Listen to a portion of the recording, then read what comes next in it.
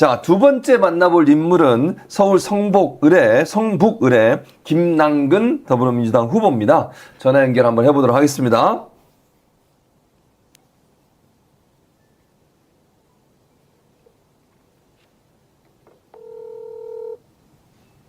네, 안녕하십니까? 예, 김남근 후보님. 예, 안녕하십니까? 예, 김남근 변호사입니다. 예, 반갑습니다. 자, 저희 민서유 방송이 지금 전화 연결해서 유튜브로 방송을 내보내고 있는데요. 자, 일단 지금 여기 오마이뉴스 구영식 기자 그리고 선대위원으로 일하고 계신 한송원 씨도 함께 있습니다.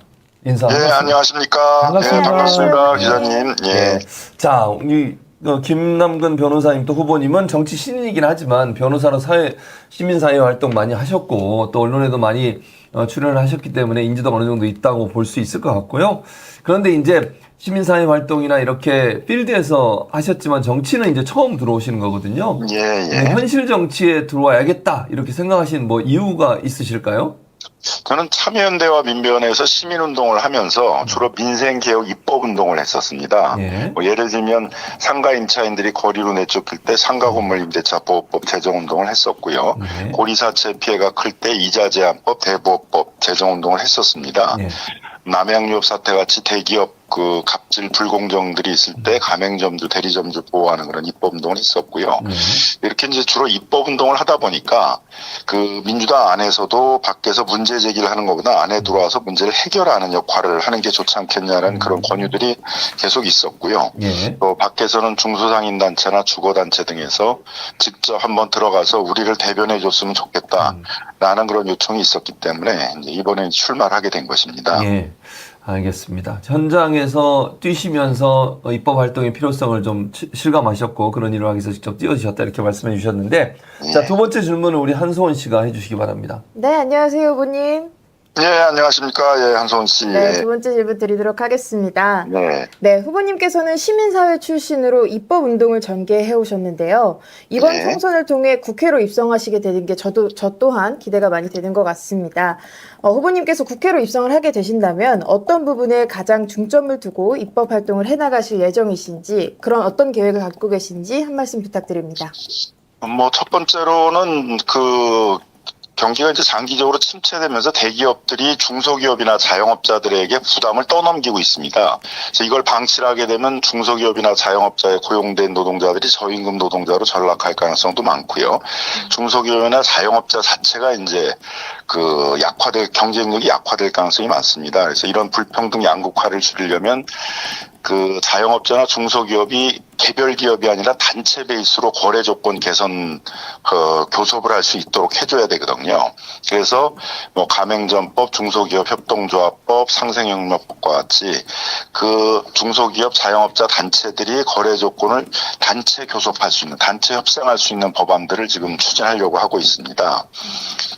두 번째로는 플랫폼 경제로 급격하게 전환이 되고 있거든요. 그래서 중소기업이나 자영업자들 중에 플랫폼에서 매출의 50%를 올리는 중소기업이나 자영업자가 80% 정도 됩니다. 근데 문제는 플랫폼이 뭐 중개 수수료, 배송 수수료, 결제 수수료 온갖 수수료를 이렇게 과도하게 받다 보니까 거의 이익을 남기기가 어려워서 이런 독과점적 지위를 이용해서 과도한 수수료를 받는 걸 막기 위한 플랫폼 독점 규제 방지법 뭐 이런 것들을 한번 추진해 보고자 합니다. 네. 자, 그리고 옆에 지금 구영식 오마이뉴스 기자 나와 계신데, 까칠한 질문을 부탁드린다고 하겠습니다. 예, 김남근 후보님 안녕하십니까? 오마이뉴스 구영식 기자입니다. 예, 안녕하세요, 예, 기자님. 예. 맨날 TV 토론회나 또 이런 현장에서 오프라인 토론회나 이게 많이 나오셔가지고 얘기한 거 많이 봤는데 또 이렇게 인터뷰를 하게 돼서 반갑습니다. 예, 저도 반갑습니다. 예, 고맙습니다. 최근 민변 출신 변호사들이 총선에 참여했다가 이제 사퇴하는 경우들이 있었습니다. 여러 가지 논란들 때문에. 예. 이제 김남근 후보님의 사실 친정이라고 할 수 있는 것은 민변과 참여연대 이런 곳들인데요. 시민단체들, 중요한 시민단체들, 법률단체들인데 일부에서는 이런 민변 때문에 민변이 정치 권력으로 가는 통로가 되고 있다 이런 지적이 나오고 있는데 어떻게 생각하십니까? 시민운동의 역할이 이제 두 가지가 있는 것 같습니다. 한편으로는 정치 권력을 감시해야 되는 그런 역할들도 있고, 또 한편으로는 그 정치권과 함께 우리 민생의 문제, 시민사회에서 제도화가 필요한 문제에 대해서는 같이 협력해서 입법을 성공시켜야 되는 역할들이 있는데요. 그러니까 아무래도 이제 그런 어떤 입법을 만들고 제도 개혁을 하는 쪽에 전문성을 가진 그런 변호사들이 정치권으로 좀 진출하려고 할 수밖에 없을 텐데, 뭐 그런 두 가지 부분들을 잘 조화시키는 것들이 필요한 것 같습니다. 그 두 가지를 조화시키는 게 필요하다. 이렇게 네. 말씀하셨습니다. 추가적인 질문 있으세요, 혹시? 여기 기자님? 근데 이번에 그 민변 출신 변호사들의 사퇴 사건이라고 할까요? 이런 네. 그 부분들에 대해서는 좀 어떻게 생각하죠? 좀 아쉽다고 생각하시는 편인가요? 아니면은 뭐 좀 어쩔 수 없었다라고 생각을 하시나요? 이제 꼭 각각의 개인들이 그 비난받았던 내용에 대해서 제가 이렇게 구체적으로 지금 뭐 조사를 하거나 뭐 듣지를 못해서 예. 뭐 그거에 대해서 구체적으로 말씀드리기는 어려운데, 예. 만일 이제 뭐 그런 게 사실이다 그런다면 이제 자기 관리를 잘 못한 것이고, 그거는 이제 뭐 민변의 원칙에도 어긋날 수 있는 그런 내용들이겠죠. 예. 네, 그런 측면들도 있겠지만 또 한편으로는 이제 약간 짧은 기간 안에 이제 그런 문제 제기를 했을 때 그거를 충분히 해명하고 방어할 수 있는 시간들이 주어지질 않게 되니까 한꺼번에 이제 그런 정치적 공격을 받게 되면서 그런 부분에 대해서 충분하게 또 자기 해명이나 설명을 할 기회를 못 가진 것도 아닌가 그런 생각도 있습니다. 예. 네. 자, 이제 공통 질문을 드리려고 합니다. 한성원 씨가 우리 김남근 후보에게 공통 질문 해주시기 바랍니다. 네, 후보님 공통 질문 드리겠습니다. 예. 네, 총선까지 본투표일은 8일, 사전투표일까지 3일이 남았습니다. 제가 다 떨려요. 제가 출마를 안 하는데 제가 다 떨려요. 아마 시청자분들도 많이 떨리실 것 같고 우리 후보님은 얼마나 떨리시겠습니까? 그 떨리는 마음, 간절한 마음을 담아서 우리 성북을 주민분들께 그 마음을 담아 정말 우리 김남근 후보님께 소중한 한 표 부탁드린다고 간절한 마음 담아서 한마디 부탁드립니다. 네, 민생 경제가 위기입니다. 물가가 IMF 이후 23년 만에 최고치로 올라 있는 상황이고요. 예를 들어 사과값이 10,000원이라고 그러는데 과일값이 32년 만에 최고입니다. 버스값, 지하철값, 뭐 각종 요금들이 다 오르고 있고 또 하반기에 공공요금 인상도 예정되어 있습니다. 근데 문제는 윤석열 정부권이 아무런 대책이 없다는 것입니다.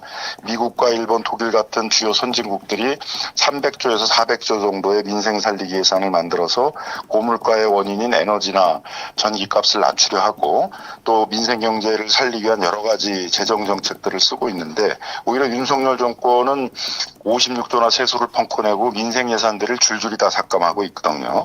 윤석열 정권을 심판해야만 이러한 윤석열 정권의 국정기조를 바꿀 수가 있습니다. 심판해야만 변화를 이끌어낼 수가 있습니다. 그래서 꼭 투표에 참가해서 윤석열 정권을 심판하고 윤석열 정권의 국정기조를 바꿀 수 있도록 해주십시오. 꼭 투표에 참가해 주십시오. 예, 절실함이 느껴집니다. 짧게 선거운동 유세하시면서 특히 기억에 남는 지지자들의 말 한마디 어떤 게 있었습니까? 뭐 두 가지를 말씀드리고 싶은데요. 하나는 성북에는 이제 봉제업체와 같은 그 도심 제조업체들이 많이 있습니다. 예. 근데 중국과의 거래로 주로 많이 그 영업을 하고 있었는데 외교 마찰로 이제 중국과의 거래가 끊기면서 매출이 4분의 1까지 줄었다고 합니다. 예. 윤석열 정권의 외교 참사가 성북의 민생에 직격탄을 날리고 있는 모습을 보았는데요. 예. 또 하나는 그 발달장애인 학부모님들이 한번 찾아오셨었습니다. 예. 그래서 아이들이 그 조금이라도 자립하게 하기 위해서는 이제 학교에서의 청소 같은 일들을 할 수 있도록 민생 예산 지원이 필요한데 그런 예산들이 제대로 되지 않고 행정이 협조를 해주지 않아서 아이들이 그런 조그마한 일자리를 찾는 것도 어려움에 있다고 그렇게 눈물로 호소를 하셔서 가슴이 참 멍멍하고 이런 일들을 하기 위해서 국회에 들어가야 되는 것이 아닌가 그런 생각을 해봤습니다. 예. 어쨌든 우리 김남근 후보님 얘기 쭉 들어보니까 준비된 후보인 것 같고 꼭 이번에 또 당선되셔서 국회에 들어가셔서 현실 정치에서 많은 좋은 일들을 할 수 있기를 저희도 간절히 희망하고 또 응원하도록 하겠습니다. 예, 감사합니다. 예, 감사합니다. 열심히 하겠습니다. 예.